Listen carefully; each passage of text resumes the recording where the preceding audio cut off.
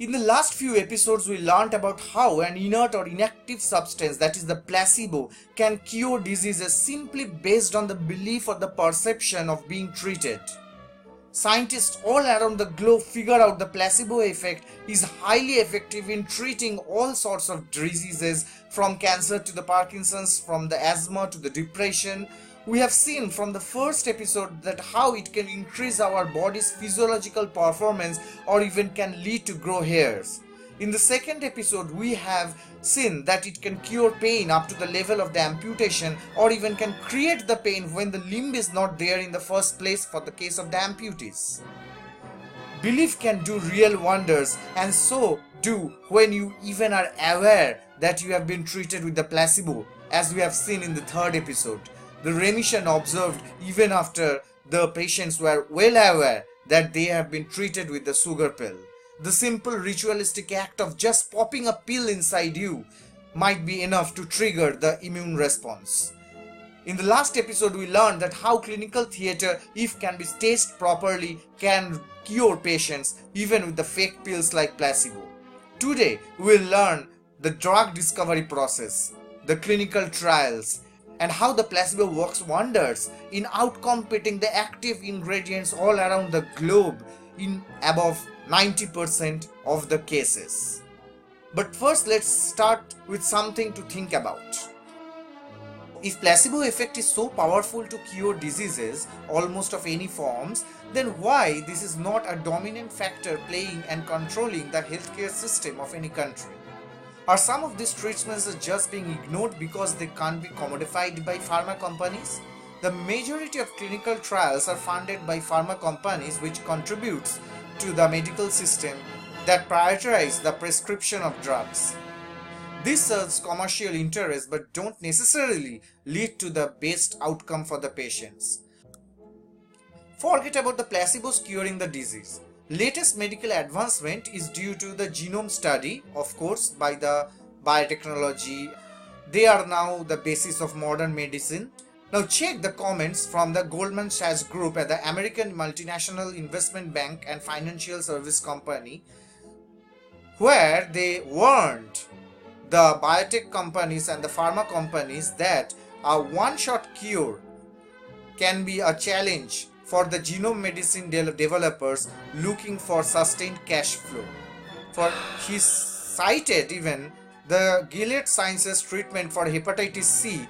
They have cured 90% of the patients on hepatitis C in 2015, and at that time their valuation is 12.5 billion US dollars, whereas in 2018 it falls at $4 billion.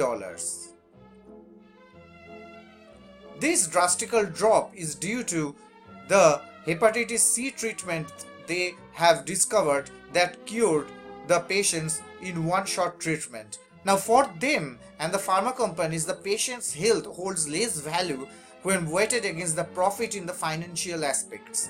And unfortunately, they shape the medical facility and healthcare system of a country, any country. Do you think these companies will ever promote the placebo treatment, incurring their own loss? We need to know the pipeline that needs to be followed by the pharma companies to discover and commercialize a drug. Placebo effect is the biggest threat against a drug discovery and in clinical trial. When a new drug is in the process of getting commercialized and approved by the highest authority of Food and Drug Administration, FDA, they need to pass a test that the active ingredient in that drug must have to outcompete the placebo, a duel between an active ingredient versus nothing. For it, the pupils are randomly divided into two groups. This is very important, the random assignment of the pupils, so that there is no biasness. Then one group will get the claimed to be effective drug and the other will get the placebo. The second most important thing about this trial is it needs to be double blind.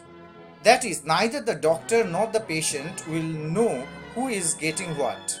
It is to remove any chance of getting psychological biasness that can affect the treatment. Both in these groups, all the people thought they are getting the treatment properly. After a certain time, their improvement is compared. Over here, it is the treatment benefit in the placebo, and it is the treatment benefit observed from the active ingredient contained pill. That means anything above the placebo is the role played by the active ingredient of the drug. And if any drugs doesn't show much of this improvement, then that drug will not be able to market. Now here comes the climax. In almost majority of the cases, the drugs fails to outcompete the placebo. This is a major concern for the profit-hungry pharma companies. A general failure rate is more than 90%, which is bad enough. For new drugs targeting complex and poorly understood condition, the drug failure is closer to certainty than a risk. Between 2002 and 2012, the failure rate for the new drugs targeting Alzheimer's disease, for example, was 99.6%.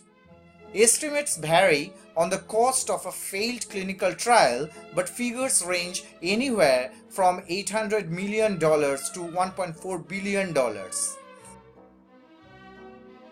So the drug discovery has certain phases. To start up with, in the drug discovery initial phase, compounds are taken, and when their preclinical trials are done on the apes, on the mice models, any in the animal models, only few compounds proved to have some beneficial value.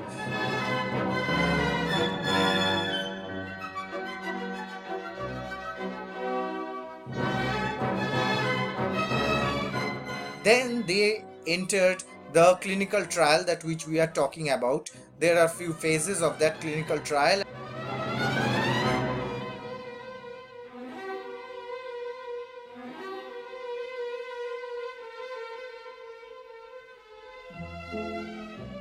Ultimately, only one drug out of this 10,000 is able to get its place in the market and gets commercialized. So it is a huge prolonged process of almost a decade for a drug to get marketed, and if it fails the placebo test over here, then it causes a huge loss of money for the drug companies.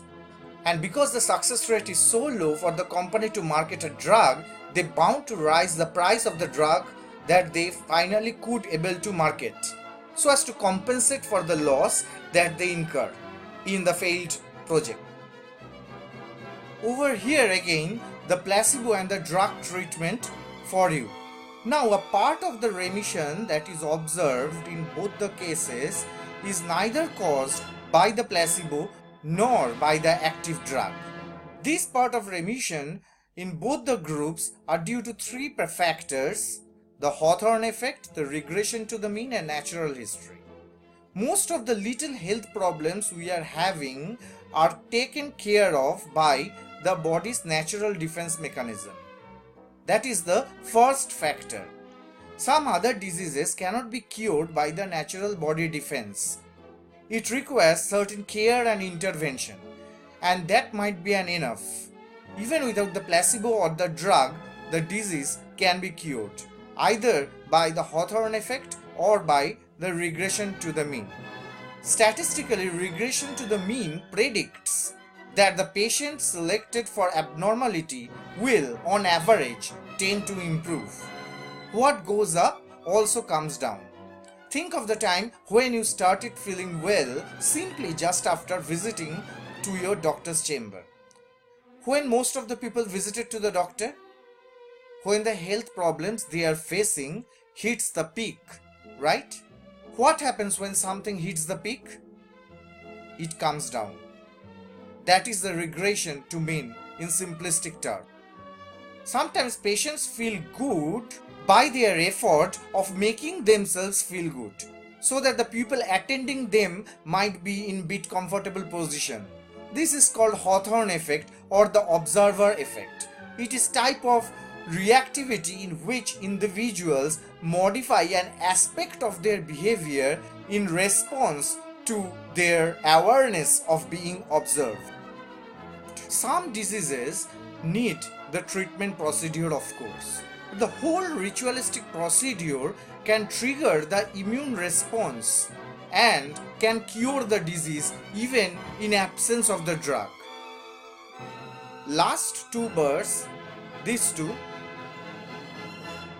have to take the treatment to reach up to the healthy threshold level.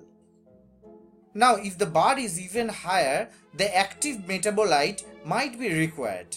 There comes the role of the active drug we are having.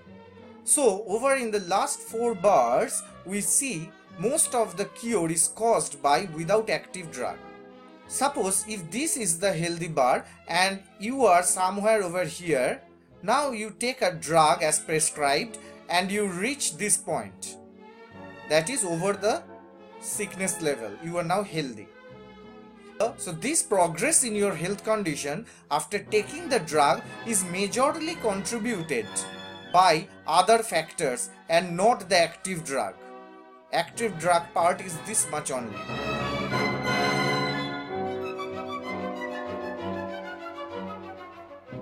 The other factors played the major percentage of role. Now, can we change our thoughts, belief and action and modulate our mental setup in such a way so that the placebo effect is itself so high that it can catch hold of the drug efficacy, at least to a larger extent, making the drugs more redundant in most of the cases? The ongoing studies do show we can indeed do that, and future works will enlighten about the fact even further.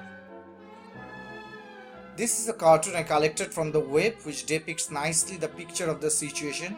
It shows a person demonstrating the drug trial results in the boardroom, and in the conclusion it is said that maybe we should invest in the placebos.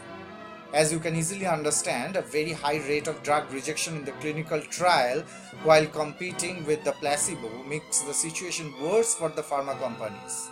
They now themselves want to study the placebo effect and how to minimize it in the clinical trial. That is the only way to curtail the future loss and failure during the drug discovery process. This is the year-wise research publication of the studies performed in this domain. When I searched the PubMed, the scientific literature database with the placebo effect term, it turns out a number of publications, and these publications slowly there is an increase in the number of publications as the years progressed, and so as the failed clinical trial that I have searched, it also increases. Basically, in the other way around, due to failure in the clinical trials, more and more people and the scientists and the pharma companies are also interested to study this placebo impact, so that this finally can result into a drop in the failure in the clinical trial. As we have learned about the clinical trials and the billions of money lost in the process, there are again many groups of people whose occupation is solely based on harnessing the best out of this placebo effect. Join me in the next episode of this series for learning how alternative medicine, religion, palmists all rely upon the placebo effect response by using the belief system of the individuals coming to them. See you soon. Goodbye till then, and as always, thanks for listening.